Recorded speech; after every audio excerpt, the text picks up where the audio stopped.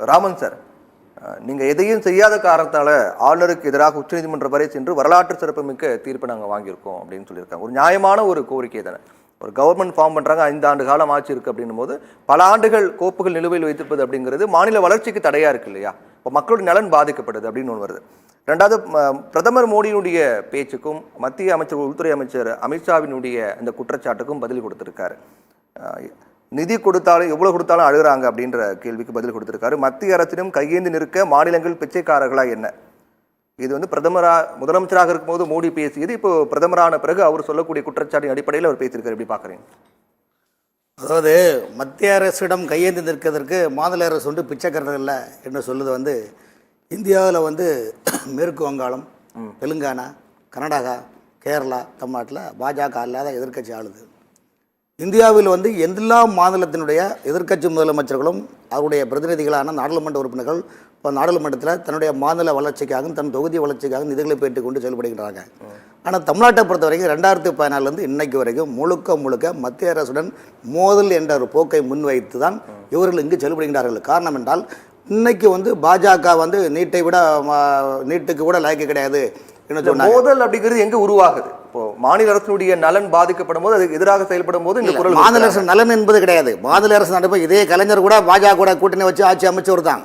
இன்னைக்கு என்ன பிரச்சனைனா அவங்களுக்கு திமுகவுக்கு இன்னைக்கு 24 மணிக்கூறும் கடந்த 2021 மே மாதத்துக்கு பிறகு திமுக ஆட்சிக்கு வந்த பிறகு அவர்களுக்கு வேற எதுவுமே சொல்லுறதுக்கு சப்ஜெக்ட் கிடையாது. ஆகவே பாஜகவையும் ஆர்எஸ்எஸையும் சங் பரிவாரை அவர் மதத்தை கூட முதலமைச்சர் சங்க பரிவார் நினைத்தாலும் பாஜக நினைத்தாலும் எங்களை ஒன்றும் நீங்கள் உங்களுடைய சாக்கள் வெளியில் வச்சுடுங்க. இன்னும் அவர் தமிழ்நாடு முதலமைச்சர் பயத்தின் அடிப்படையில் தான் ஷோ காட்டார் மக்கள் மத்தியில். இப்போ நக்கிரன் பிரகாஷ் அவர்கள் கூட என்ன சொன்னார், பாஜக தமிழகத்தில் நிராகரிக்கப்பட்ட கட்சி என்ன சொல்கிறாங்க. அதே போல் ஆண்டாள் பிரதேசம் அவர்கள் பார்த்தீங்களா, அவங்க ஏற்கனவே இதற்கு பார்த்தீங்களா என்ன சொல்லுவாங்கன்னா அவங்களுடைய திருப்பாவில் என்ன சொன்னால், சூடி கொடுத்தால் பாவை படித்தால் சுடராக என்னாலும் தமிழ் வானில் ஜொலித்தால் கோதை ஆண்டாள் தமிழை ஆண்டாள் என்று அந்த தமிழுக்கு உரிய ஆண்டாள் பிரதேச அவர்கள் இன்று திடீரென்று அறிவாலயத்தில் சென்று பெரியாரிசத்தில் பாசறையில் பயின்று அங்கிருந்து நாத்திகத்தை வாரி ஒவ்வொரு தொலைக்காட்சியில் வீசுவதென்றால் அதாவது சனாதனத்தையும் ஆன்மீகத்தையும் குழி தோண்டி மூடி நயினார் நாகேந்திரன் சொல்லியிருக்கார். இந்த ஆட்சி வீழ்த்தப்பட வேண்டும். காரணம் என்றால் தமிழகத்தில் அவர்கள் சனாதனத்தையும் ஆன்மீகத்தையும் குழி தோண்டி மூடிவிட்டார்கள். காரணம் என்றால் தமிழகத்தில் இன்னைக்கு திமுகவுடைய மனநிலை என்றால் சிறுபான்மை மக்களுடைய வாக்குகளை பெற வேண்டும். அதற்காக எந்த விதமான தியாகமும் அவர்கள் செய்ய தயார் என்ற ஒரே நோக்கம் இன்னைக்கு பல லேகியங்கள் வைக்கின்றாங்க. அதாவது 1971ஆம் ஆண்டு அன்னைக்கு மாநில சுயாட்சி என்பது லேகியம். அந்த லேகியம் மார்க்கெட் எடுப்பறல திரும்ப 50 ஆண்டுகளுக்கு ரீமேக் பண்ணி புது பேக்கெட் போட்டு இது லேகியம் என்ற திரும்ப மாநில சுயாட்சி, மும்மொழி கொள்கை திட்டம், அப்புறம் நிறைய இந்த ஒரு விஷயங்களை அதாவது நடக்காத விஷயங்களை நடக்குது மாதிரி சித்தரித்து இந்தியாவில் எதிர்க்கட்சி என்றால் வட மாநிலங்களில் எப்படி ராகுல் காந்தி பேசப்படுகிறாரோ அதே போல் தென்னகத்தில் ஸ்டாலின் என்ற பிம்பத்தை மக்கள் மத்தியில் நினைக்க வேண்டும், மக்கள் நம்மை பற்றி நினைத்துக் கொள்ள வேண்டும் என்ற ஒரே நிலைப்பாடு என்ன காரணம் என்றால் 2026 ஆட்சி வர வேண்டும் ஒரே எண்ணம் தான் தவிர்த்து இருவல் தமிழ்நாட்டுடைய வளர்ச்சி பாதையிலையோ மக்கள் வளர்ச்சிக்கு அல்ல. இன்றைக்கு தமிழ்நாட்டில் பாருங்க வான்வெளியை கூட விட்டு வைக்கவில்லை. வான்வெளி மார்க்கத்தோடு அவர் எல்லாமே அவங்களுடைய நிர்வாகம் பண்ணிட்டு இருக்கிறாங்கன்னா இதை விட மோசமான நிர்வாகம் இவங்க மக்களுடைய ஆட்சிக்காகவும் மக்களுடைய வளனுக்காகவும் நினைக்கிறாங்க. எல்லாம் டிராமா. பிரதமரை திட்ட வேண்டும், உள்துறை அமைச்சர் திட்ட வேண்டும், ஆளுநரை திட்ட வேண்டும், சங் பரிவாரை திட்ட வேண்டும். இதுதான் திமுகவுடைய இலக்கு. அந்த இலக்கை நோக்கி தான் ஆண்டாள் பிரதேச அவர்கள் பயணிக்கிறார். முதலமைச்சர் ஒரு குற்றச்சாட்டு முன்வைக்கிறாரு, ஒரு கேள்வி கேட்கிறார் அப்படின்னா அதுக்கு நேரடியாக பதில் கொடுத்தனா அது விவாத பொருளாக மாற வேண்டிய அவசியமே கிடையாது. எவ்வளோ நிதி கொடுத்தாலும் அழறாங்க அப்படின்னு பிரதமர் மோடி சொல்றாரு. அப்படின் போது எவ்வளோ நிதி கொடுத்தீங்க சொல்லுங்க அப்படின்னு கேட்குறாங்க. கல்விக்கு நிதி ஒதுக்கப்படலை, 100 நாள் வேலை திட்டத்துக்கு நிதி ஒதுக்கப்படலை, அதே போன்று பல்வேறு திட்டங்களுக்கு நிதி ஒதுக்கப்படாமல் அப்படி இருக்கு அப்படின்னும் போது அதெல்லாம் கேட்க தானே செய்வாங்க. இதற்கான விளக்கங்கள் ஏற்கனவே நிர்மலா சீதாராமன் அவர்கள் நிதித்துறை அமைச்சர் விளக்கம் சொல்லியிருக்காங்க. மத்திய அமைச்சர் இணையமைச்சர் எல் முருகன் அறிக்கை கொடுத்திருக்காரு, எவ்வளோ கொடுத்துருக்கோம் என்ன பண்ணிருக்கிறான்னு. கல்வி பணம் வேணா நீங்க பிஎம்சியில் கையெழுத்து போட்டால் நீங்க வாங்கலாம்.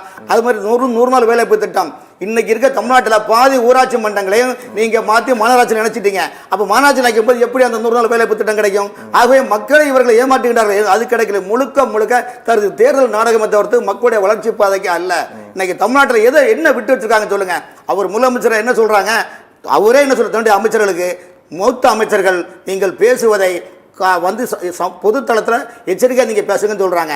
இந்த எச்சரிக்கை என்பது பொன்முடி அவர்கள், துரைமுருகன் அவர்கள், சேர்பா அவர்கள், சிவாஜி கிருஷ்ணா அவர்கள், சேலம் சுதா அவர்களுடைய பேச்சுக்கள் சந்து சிரிக்குது இல்லையா? பெண்களிடம் போய் நீங்கள் சைவமா நீங்கள் வைஷ்ணவமா என்று கேட்குது எந்த விதத்தில் நியாயம்? இன்னைக்கு நீதிமன்றம் உங்களை எத்தனை வாட்டி கூட்டடிக்க சொல்லுங்க. ஆகவே நீங்கள் வீழ்த்தப்பட வேண்டிய கட்சி தமிழ்நாட்டு மக்கள் புறக்கணிக்கிறார்கள். பார்த்து தானே இருக்கும் இது சார். அந்த மாதிரியான பேச்சுக்கள் பாஜகவில் பேசிட்டு இருக்காங்க, அமைச்சர்கள் பேசுறாங்க சார். இவ்வளவு கொச்சை யாரும் பேசுறேன் சார். தமிழ்நாட்டில் ஒரு ஆளுங்கட்சியில வந்து நீங்க எதிர்கட்சியாக இருக்கின்ற போது ஆளுநர் தேவை, அலங்கரிக்கப்பட்ட நீங்கள் யார் யாரையும் சொல்லுகின்றார்களோ அந்த அலங்கரிக்கப்பட்ட தலைவர்கள் எல்லாம் உங்களுக்கு தேவை.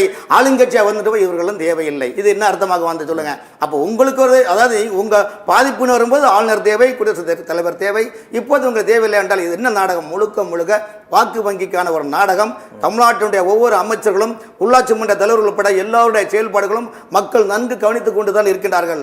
ஆகவே தான் அமித்ஷா இருக்கிறார் 2026 அதாவது முகலாய சாம்ராஜ்யம் பதுஷாவுடைய மன்னர் எப்படி கடைசி சாம்ராஜ்யம் இருந்ததோ அதே போல் 2026 திமுக என்ற ஆட்சி இதோடு அவர் எண்டு காடு போடுவார்கள் என்பதை எந்தவித மாற்றம் இல்லை. அதை தாங்கிக் கொள்ளாமல் தான் இந்த எடப்பாடி அண்ணன் மீது அவதூறு பிரச்சாரம் செய்து அந்த கட்சியை உடைப்பதற்கே இன்றைக்கு திமுக சதி வேலையில் ஈடுபடுகின்றது என்றால் எந்த நியாயம்? உங்களுக்கு கூட்டணி சார். பாஜக, அதிமுக, இன்னைக்கு வந்து தேமுதிக, பாட்டாளி கட்சி, ஆம் தமிழர்களும் இணைந்து ஆட்சி செய்யப்படப்படுகின்றார்கள். ஆகவே இவர்களுக்கு பயம் என்னவென்றால் பாஜக கண்டு பயம், ஒவ்வொரு பயம் இருந்தால் பயம், திம்னால் பயம், நின்றால் பயம், தூங்கினால் பயம், கண் முழித்தால் பயம். ஆகவே இவர்களுக்கு இலக்கு அண்ணாமலை வீழ்த்தவன். நான் மாத்தியாச்சு. Right, okay. அண்ணாமலை கூட என்ன அவர் புயல் என்றால் நான் தெண்டல். ஆகவே தமிழ்நாட்டினுடைய பாஜக தொழில் அனைவரும் தெண்டலாய் வருகின்றார்கள். தமிழ்நாட்டு மக்களுடைய இந்த ஆட்சியுடைய அலங்கோலத்தை பற்றி சொல்லி கொள்கின்றார்கள். ஆகவே திமுக ஆட்சி வீழ்த்தப்படும் காலம் வெகு தூரம் இல்லை. அந்த பயத்தின் அடிப்படையில் தான் பிஜேபி மீது தேவையில்லாமல் பிரச்சாரம் துஷ்பிரச்சாரம் செய்கின்றார்கள் என்பது கருத்து.